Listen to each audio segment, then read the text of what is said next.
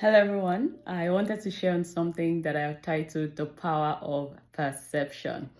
The Power of Perception.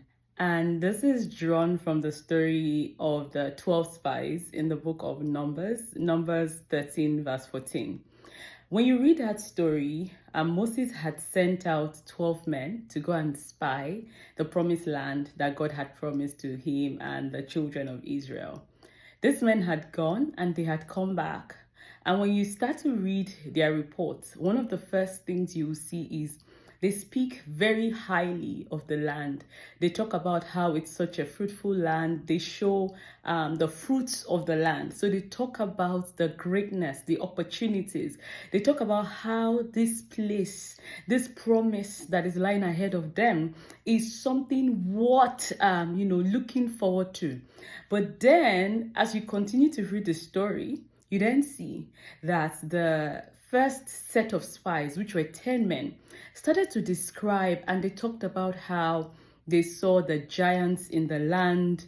Then they talked about how we meaning they, were like grasshoppers in their sight. In fact, no, before they said that, they then said, we are not able, right, to go and, take up that land. Now I'm paraphrasing that verse. And essentially, the reason they gave for not being able to take up this land, right, take up this beautiful place, this place that they had identified as having so much fruitfulness, was because they said the people of the land were giants. They were huge, while they were like grasshoppers in their own sight. But the funny thing about that report was they did not stop there. They then said, and so we were in their sight. In their sight, referring to the sight of the people in the land. And I remember the first time that particular verse, that particular report jumped out at me in a new light. Was the day I was reading it, and the Holy Spirit then started to brood over that. And he said, how did they know that they looked like grasshoppers in the sight of the people of the land? I was like, that's an interesting question. Because these men were spies, right? And so they had come back with the fruit of the land. The Bible does not record that the men in the land saw them. I doubt that if these men, these giants, these people in the land saw them, they would have allowed them to go and more so go with the fruit of the land. So the people did not see them. First of all, they had a perception of themselves as grasshoppers. Then they projected that perception of themselves and said, look, we see ourselves as grasshoppers and the other people to see us as grasshoppers. It was in that moment I started to realize that, look, the power of perception is so powerful. But in this case, in the case of these people, it wasn't just any kind of perception. It was a perception about who they were, a perception about their identity that then led to them believing that they were unable and inadequate for the purposes of taking up that land. Please follow me. In the Fearless Forward Mastermind last week, we looked at the fearless identity. And one of the things I taught in that module was, look, every time you are aiming and wanting to come into a process, a season in life where you begin to live audaciously, where you are able to move forward fearlessly, where you're able to make bold, brave, and courageous decisions, one of the first things that you must address is identity. Before you even start to put all these dreams together and goals and all of these things together, you must first of all come to a point where you say, what is the identity that I have about myself? How do I perceive myself? Who am I? Many times we have a perceived identity, which is very different from our true identity. But unfortunately, the perceived identity that we carry is what determines the ability, what determines our drive, our possibilities in life, our ability to push forward and, move towards these audacious goals is greatly determined by the perception or the perceived identity that we carry. The Bible says, for as a man thinks, so he is. Now, what makes up this perceived identity and how is it different from your true identity?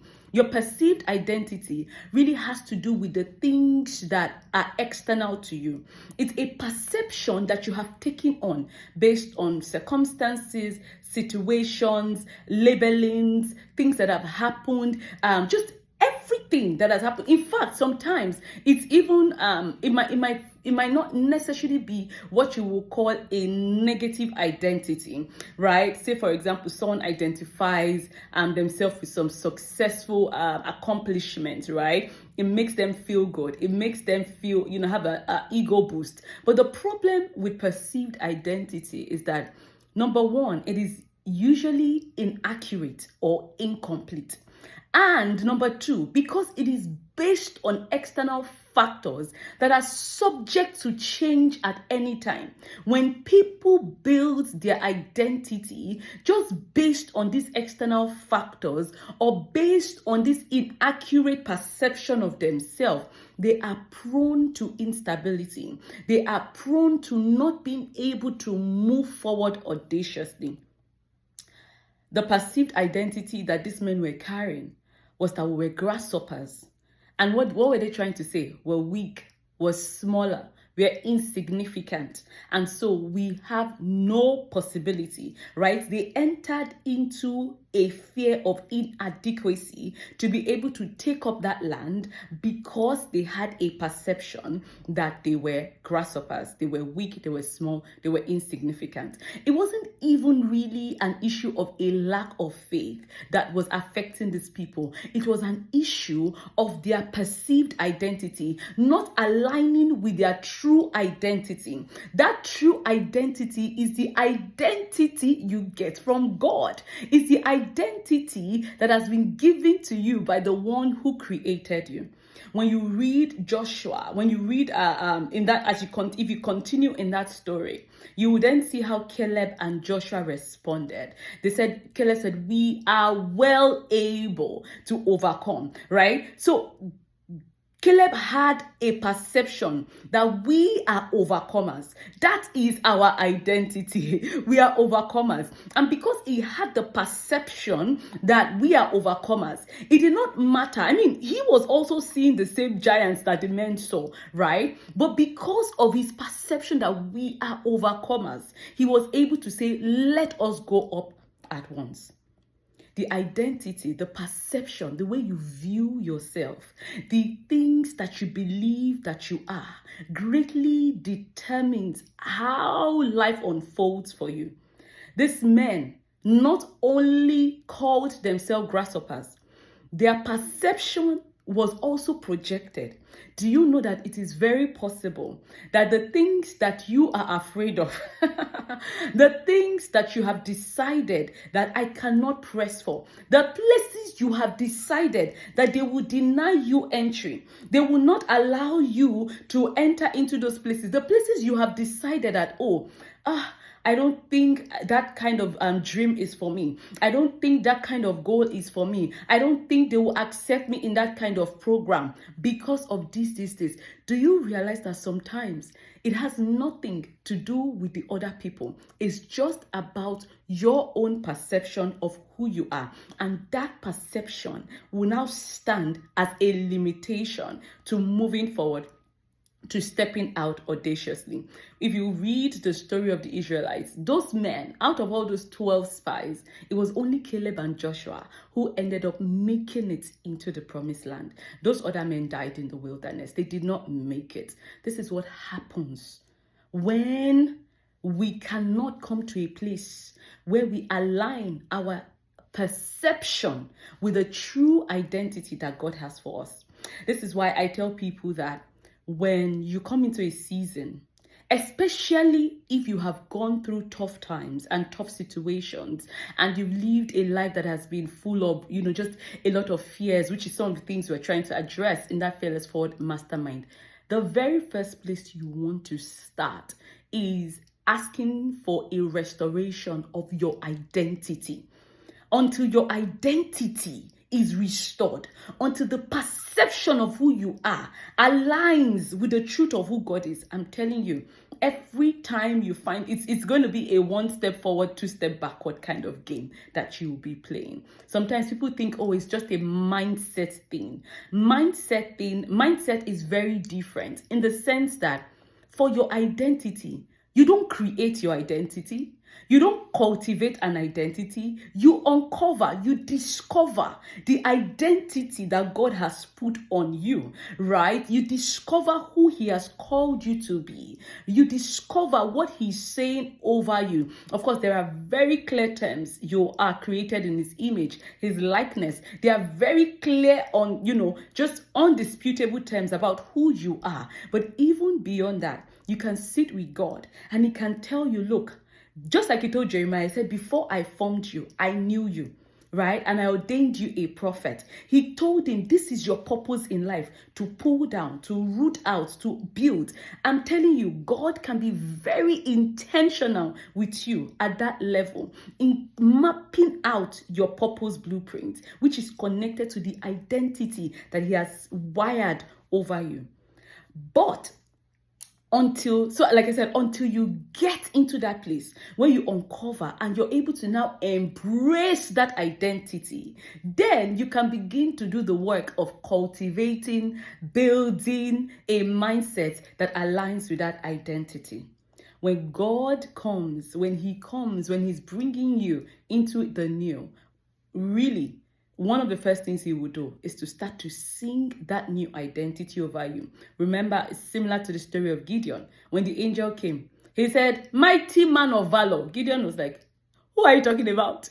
I'm the weakest of the weakest of the weakest of the weakest. My clan is the weakest. I'm the weakest in my clan. But God had to speak and say, no, you are a mighty man of valor. So you see, the perception that Gideon had of himself was, I'm the weakest of the weakest. And God is like, no, this is a mighty man of valor who will deliver my people. My encouragement to you, today is to say, just go before God and ask Him, where are the areas where I have taken on a perception, an identity that you did not put on me? I have bought and believed a label that you did not assign to me. And this label is now limiting me. Where am I believing that I am a grasshopper when you have given me the ability to actually bring down the giants in the land? The more you stay in this place, the more you begin to ask for newness, restoration, refreshing in your identity, the more God begins to actually uncover your blueprint, the more He begins to change your perception of yourself. And trust me, as your perceived identity begins to rise to align with the true identity that God has for you, you become that person who is capable of moving forward in life audaciously. You become that person who is capable of now holding a perception that is in alignment with the perception that God has for you. I hope this has helped. I'm encouraging you today, even from this very moment, sit with God. Ask Him, change my perception. I see that there might be places where I have taken on a perception that is less than what you have for me. And from this moment, I want a new perception. Give me a new view of my identity. The more you do this, trust me, the more you prepare yourself and open yourself up to a life of audacious living. Till next time.